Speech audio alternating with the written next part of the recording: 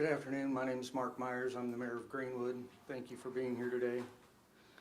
Today's not an easy day for the city of Greenwood. Today is very tough. It's been a hard night for our police officers, our firefighters, everyone else involved here today. And I want to thank all those departments for their assistance. Before Chief Isom gets up, I have a few comments I'd like to make. I'll not be able to say anything that's already been said by so many other sites of these mass shootings here in America. I don't want to be among the mayors that has to share these statements, but sadly I am.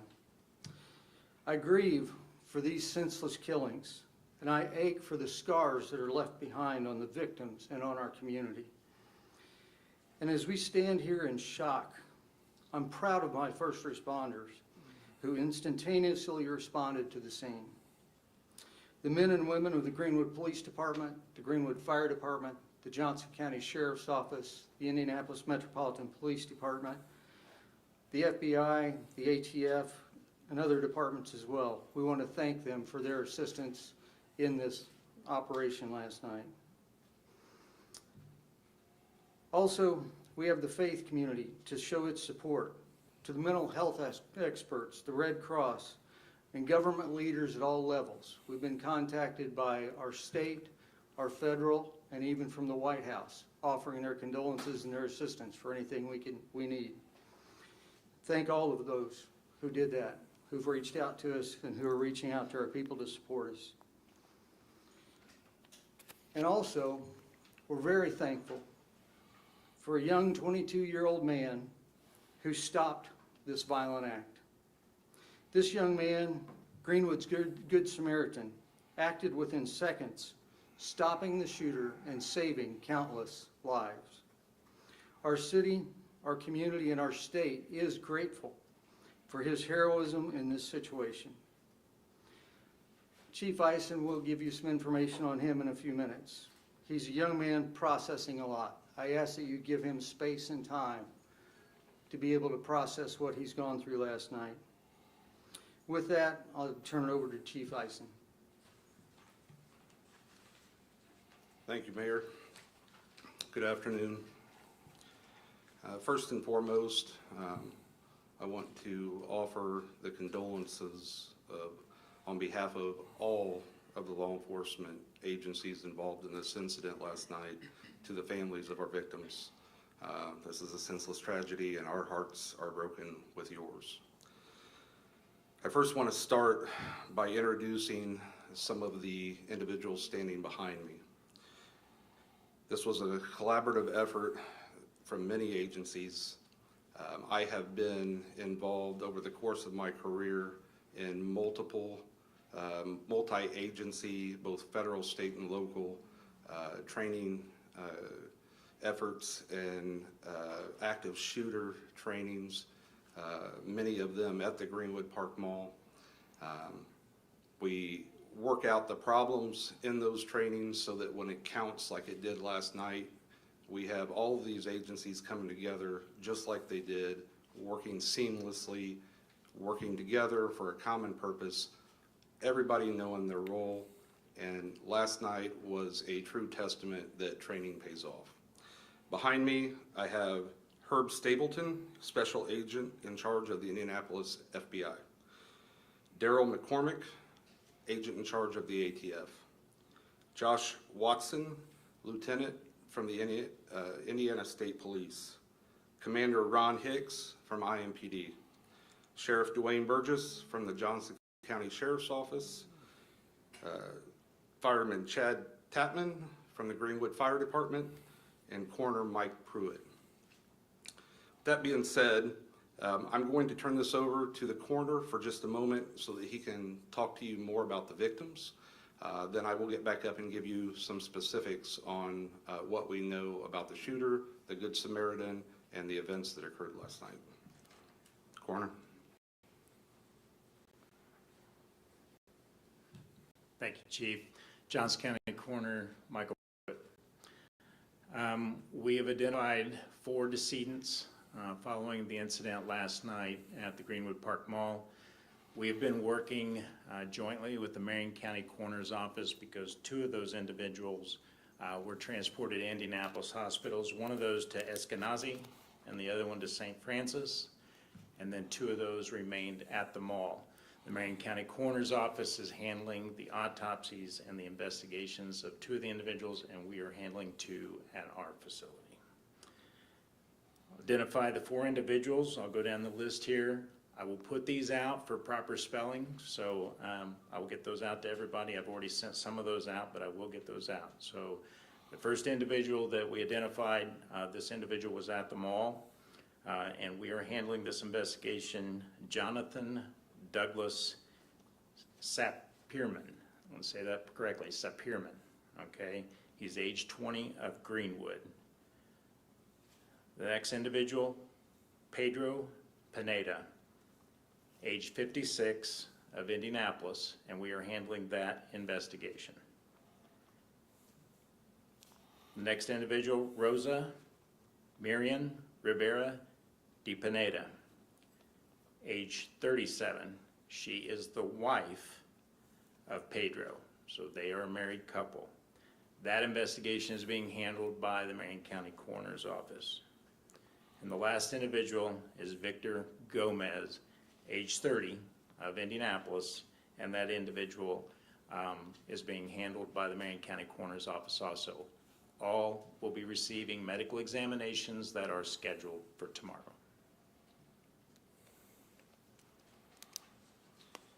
Thank you, Coroner. Okay, as the Coroner just said, Jonathan Sapirman, age 20 of Greenwood, is our shooting suspect. He was pronounced deceased at the scene. He is 20 years old. He has a juvenile record and no criminal history as an adult. His past incidents with the Greenwood Police Department include minor offenses as a juvenile, such as a fight at school and being a juvenile runaway. He does not drive. We believe that he walked to the Greenwood Park Mall last night. We were told by family members that he typically walks or Ubers to wherever he needs to go. We know the ATF, their specialty is weapons. As soon as we got in and started processing the crime scene last night, the ATF took the serial number information and immediately began the process of tracking down when and where those guns were purchased. If you have questions from the ATF representative here, once I'm done, he will be available to answer more specifics. However, the weapon used by Mr. Sapirman last night was a Sig Sauer Model 400M 5.56 caliber weapon, rifle. It was purchased on March 8th, 2022 here in Greenwood. The second weapon recovered, this was in the bathroom, was a M&P 15 5.56 rifle. It was purchased on March 9th, 2021 from a gun store here in Greenwood. Mr. Sapirman also had on his person a Glock 33 357 caliber pistol. The only weapon used by Mr. Sapirman last night was the Sig Sauer Model 400M rifle. He had multiple magazines and over 100 rounds of ammunition on his person and in his possession. We know that from family members that he has been practicing shooting at Range USA. The ATF has made contact with Range USA and received records from them that show that he was frequently using their range and purchasing ammunition at that location for the past 2 years. We know that he recently resigned from a warehouse position back in May, and we have not confirmed yet. Detectives are serving a subpoena as we speak to Polo Run apartment complex to find out if he in fact was being evicted. We were told by family members that they believed he had received an eviction notice. That has not been confirmed at this time. We did locate a cell phone belonging to Mr. Sapperman and a toilet in the stall in the bathroom. We believe he placed it there prior to exiting the restroom to begin his shooting spree. The following is a timeline of events. We know that Mr. Sapperman, through surveillance video, entered the mall at entrance 4 by the food court at 4:54 p.m. He walks directly to the food court restroom. 1 hour and 2 minutes later, he exits the restroom and shoots Victor Gomez outside of the restroom. He then points his rifle into the food court where Pedro and Rosa Pineda were eating dinner and shot both Rosa and Pedro. He then fired several more rounds into the food court, striking a 22-year-old female who is currently recovering from a leg wound at Eskenazi Hospital, and a bullet fragment believed to have ricocheted off of a wall did strike a 12-year-old female who was running towards exit 4 in the back. That was a minor wound treated at the hospital. They did remove a small piece of metal jacket, most likely from a ricochet. At 5:57 p.m., the shooter was confronted by our Good Samaritan, who I will identify in just a moment. The Good Samaritan was armed with a pistol and engaged the shooter as he stood outside the restroom area firing into the food court. The shooter fired several rounds, striking the suspect. The suspect attempted to retreat back into the restroom and fell to the ground after being shot. We recovered 24 .223 rifle rounds shot by the suspect and 10 handgun rounds fired by the Good Samaritan. The Good Samaritan, once again, he has authorized us to release his name.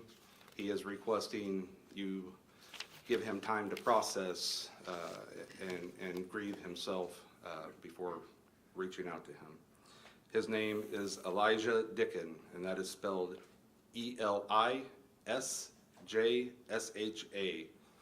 and he resides in Seymour, Indiana. He was at the mall last night with his girlfriend shopping.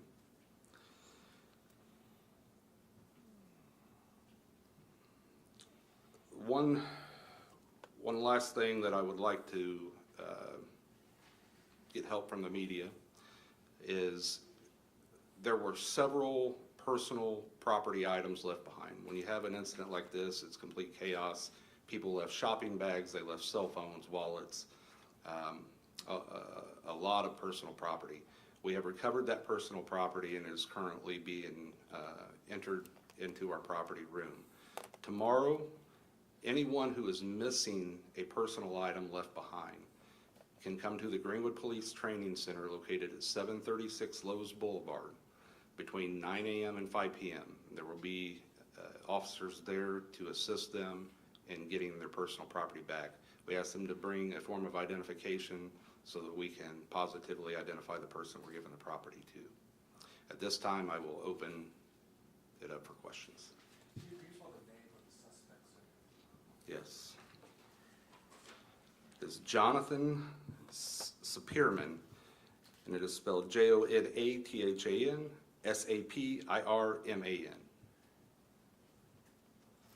Chief, can you tell us about the Good Samaritan?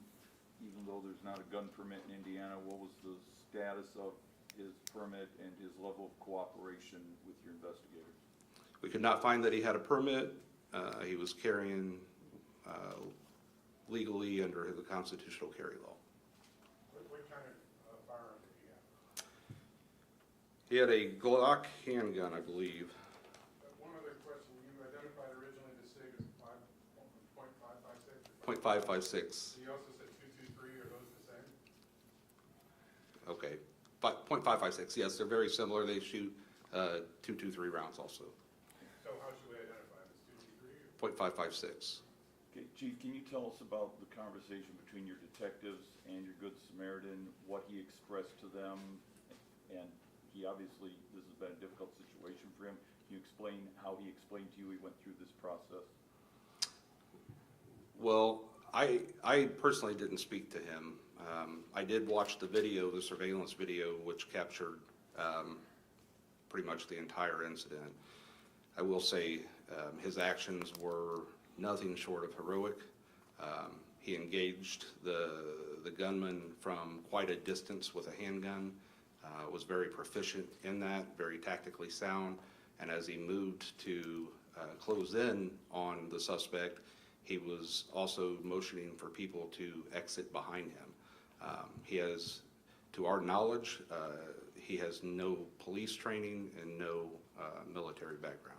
As you watched that tape, were you able to explain to yourself what would have happened if this man had been, let's say, at J.C. Penney at the other end of the mall instead of right there? How much worse would this have been?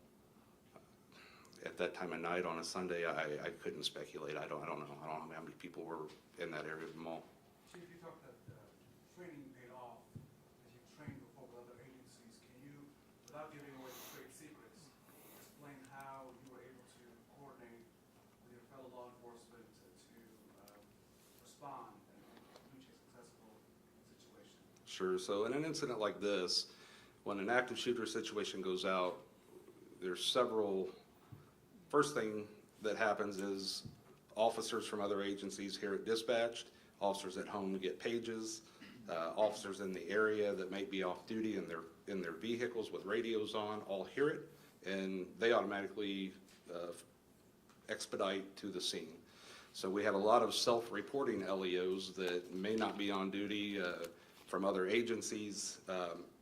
Basically, everybody runs to help, which is great, but it can also be chaotic and cause problems if it's unorganized. So the first thing that we have to do is create staging points for self-reporting LEOs and assign a supervisor to that staging point to monitor who's coming in and keep track of where people are. The second is to establish an incident command and a unified command with all agencies that are responding. So all of the individuals you see behind me were the head of their agencies on the scene. We all met at one location, and there was one point of contact via radio traffic between dispatch and commanders that were responsible for had specific responsibilities inside the mall, whether it be clearing, whether it be fire, rescue, SWAT team members, bomb squad members. So it all comes through a central point of command with everyone you see behind me at the command center. We also obviously have to prepare for media, have to prepare for people that are looking for loved ones, reunification sites for those who don't know where their loved ones are to gather. So we immediately established that at our training center and got that out on social media and within the media for family members to report there. And then you just start processing as the incident commander for the agency within the jurisdiction. The first thing I did was call for the FBI. This is something that they are very well versed in, and they have both the manpower and the resources necessary. I knew we were going to need that. Because there were firearms available, this was involved, this was an active shooter incident, the ATF. They have resources, just as I explained earlier. They can track down where weapons were bought and when they were bought and histories very, very quickly, much faster than we can. So you just start pooling resources and getting organized, and pretty much everything else falls into place. You treat the wounded, evacuate the mall, set up perimeters, and once everything's clear, you move in to begin your investigation. And the investigations go further out. They go, once we identify the shooter, then we have to get search warrants for the shooter's house, and we move to the house. So it's very methodical, very slow, but everyone did exactly what they were supposed to last night.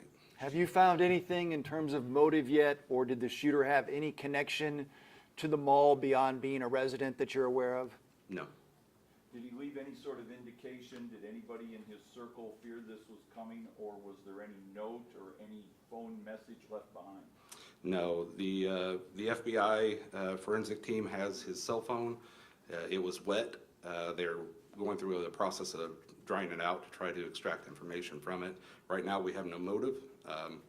His family members that we spoke to, they were just as surprised as everyone else was. They said there were no indicators that he was violent or unstable. Did you find anything? Any evidence that this is directed toward the Hispanic community? None at this time, no. You mentioned the videotape, the surveillance videotape, will that be released, and if so, when? No. No, it is much too graphic. Do you know how many people were in the food court at the time, dozens, or was it just spread out? I think dozens would be accurate. Chief, can you go through this timeline? It looks like this all happened by the time you started shooting to the time he was seated down, a minute, 2 minutes? Yeah, so like I said, the most puzzling piece of this puzzle is the fact that he was in that restroom for an hour and 2 minutes. We believe, and we don't want to speculate, but we believe he was getting ready. He had a waistband holster on with several magazines. He had a backpack that had the second assault or second rifle broken down in it so that it would fit in there. Several rounds of ammunition. So we think that he was kind of preparing for his actions during that hour and 2 minutes. And then, as you can see, once he came out and started shooting, it was 2 minutes by the time the first shot was fired until he was neutralized by our Good Samaritan. Anything recovered outside of the mall that pertains to this investigation you're able to talk about at this point? No. Chief, when you got to the scene, 911 calls that when came in. when you encountered the Good Samaritan at the scene, was he escorted out, taken into custody? Do you have to identify who this person actually was and that he wasn't the actual shooter? Correct, yes. He was handcuffed. His gun was collected. We took him back to the Greenwood Police Department where detectives interviewed him, confirmed his statements. Once we were able to view the video, his statements correlated with the video, and When you encountered him, can you tell us about that? I mean, did he drop the gun? Was he standing with his hands up? How do you know him from a second shooter? yeah, and that's always a concern. That's always a concern because he was in civilian clothes with, shorts and a t-shirt on. So he cooperated fully when officers arrived. He actually approached mall security and told them that he was the one that neutralized the shooter and waited for the officer's arrival. Do you, Any reason to believe that the shooter was under the influence, any kind of alcohol, drugs, anything? Not at this time. We'll know more after toxicology results are returned from the autopsy. Did the alleged shooter live alone or with his family? I'm sorry? Did the alleged shooter live with his He family? lived alone. Did Okay. he leave clothes in the bathroom too, like a change of clothes? I'm not aware. Was anyone with the husband and wife who were killed? Did they have any kids or any family members or anyone with them? Do you know? Not to my knowledge. Chief, the two 5.56 rifles, they were purchased legally, were they purchased by the suspect or? Yes. Yes. Yes. Are there any other questions for any of the professionals standing behind me? What were the first 911 calls that came in on this? Okay, the first 911 calls were of an active shooter in the food court at the mall. That brings up a very good point.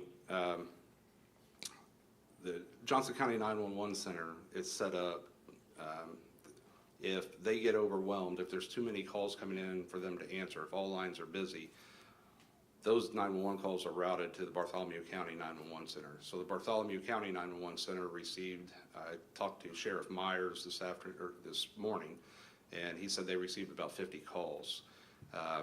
So they were trying to decipher, and the sheriff sent his deputies to the mall to assist us with clearing it. So Bartholomew County also played a very pivotal role in this. was there any evidence that the shooter and the Good Samaritan exchange, or that the shooter shot at the Good Samaritan? I don't believe so. I don't believe so.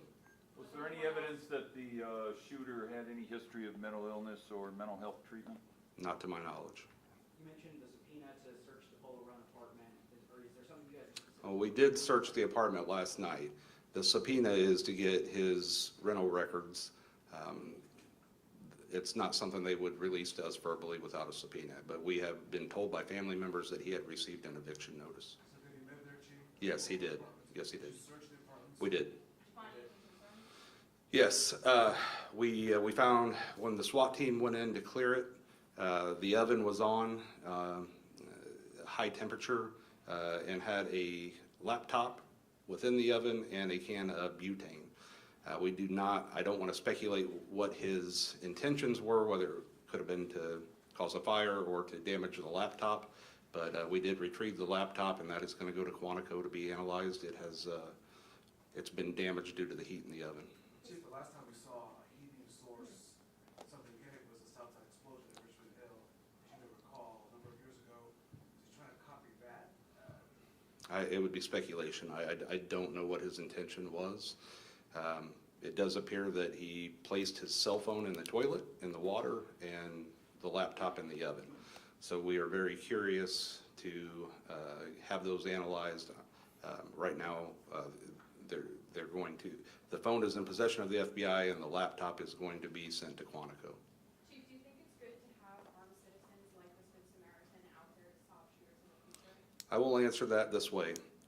Many more people would have died last night if not for a responsible armed citizen that took action very quickly within the first 2 minutes of this shooting. Chief, a question for the FBI.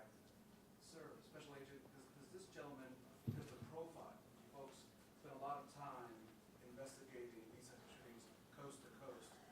In this case here in Greenwood, did this gentleman, based on what you know currently, you know, much more to learn, does he fit the profile? Excuse me. If I Pardon can me. ask you the question, and if the question is inartful, just want to figure out, is this the kind of guy that would do this? No, I understand the question. What I would say to that is there really is no one profile. It would be, it would be an overreach to say that this person fits a specific profile. So each case is a little different. We have to investigate it on its own merits with our partners. And so, we're still learning more about the shooter, as we mentioned, through the search warrant and other investigation that the Greenwood Police Department is doing. And so we'll continue to take a look at that.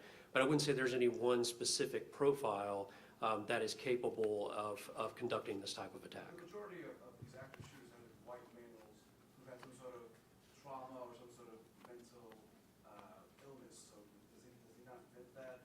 So as I mentioned, we know that he's a white male, but we're still learning more about the shooter, and it's probably too premature to say that he fits a specific profile. And again, we do see these types of acts from people of a varying array of backgrounds, and so we don't want to get too tunnel vision focused on one particular profile. What resources did you bear on this investigation? The FBI does have a national base, so how did you support Greenwood in trying to come to this conclusion, and how will you support them moving forward? So up to this point, our role in the investigation has been primarily in assisting Greenwood Police and our other law enforcement partners in the collection and processing of evidence. As the chief mentioned, we have been requested to take a look at the cell phone and attempt to do a forensic exploitation of that. And we'll continue to provide any type of technical assistance that Greenwood or our other partners may need. Since the phone was wet, is there a timeline, the possibility that you're able to access it even there? No, we don't have a timeline. We're working as fast as we can to try to get the phone to a point where it can be exploited.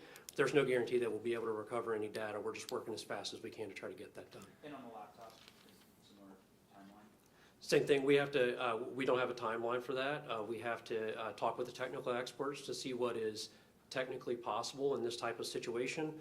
Work with the Greenwood Police Department to see what we might be able to do to exploit the data, but we're working on that as quickly as we possibly can. Were any additional guns found in his home when you went in? I'll defer that question to the chief. His team was responsible for that search. No, there were none. And you mentioned they were purchased, I just want to be clear, the guns that were used that you found at the mall, those were purchased by the suspected shooter? Yes.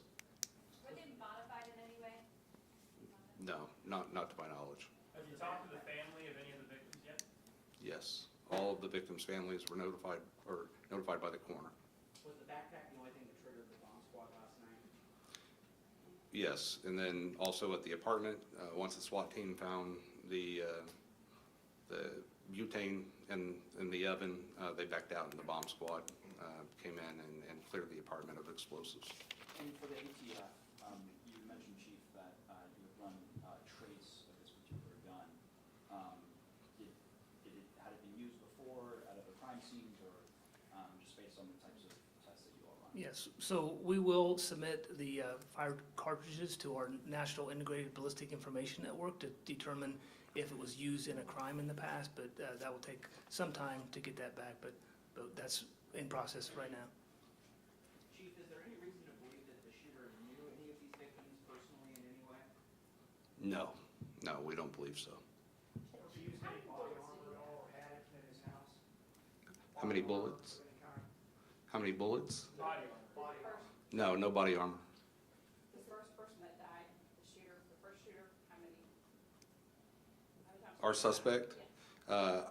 I don't know at this time, but over 100. Chief, and the suspect was Greenwood High, Southport. I believe he was a graduate of Greenwood High School. Is the family of the gunman cooperating with the investigation right now? Yes. Do you know if the gunman planned to kill himself or had an escape plan? No. He, right now, we have no motive at all. Chief, how are you all doing going through all of this? You practiced this for years. Obviously, this is a real thing. How are you all doing? Well, thank you for asking that. This is very traumatic for the first responders on the scene. They're professionals. I will say that, like I said, I have been involved in several of these training scenarios, and we stage them to look like the real incident. And walking in there for me last night was surreal because it looked just like every incident we've staged. So the first responders are doing well. We have a post team. They will probably meet Wednesday or Thursday of this week with all individuals, first responders, paramedics, police officers that were on the scene.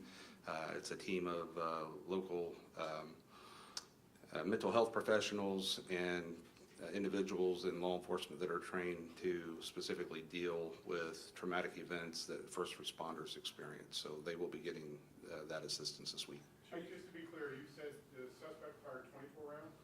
Suspect fired 24 rounds. Mr. Dickens fired 10? Yes. And what caliber were the rounds he fired? Deputy Chief, do you know what caliber Mr. Dickens' handgun was? 9 millimeter. Thank you. Do you know if the suspect has any sort of a social media presence? No, I don't believe so. Did- When you walked into the mall, could you see these guns, or were they hidden, like you talked about the time he's got to the bathroom, is that? Yeah, so rifles are able to be broke down into two pieces. We believe that he carried them in a bag. Okay, thank you. Can we ask one more question? Have any of the family members of the victims asked you guys to share anything on their behalf that they'd like us to share at this point? No, but I will release, we do have a photo of our suspect. I will release that to you after this press Could conference. you spell his first name again, please? I didn't get it. Which one? Mr. Dickens, Elijah?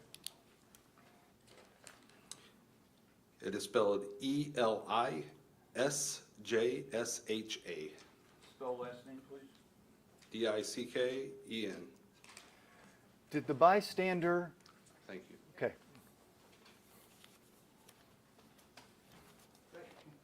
This concludes our press conference for now. I'm sure you'll be getting more information as it's known to our departments. Thank you very much.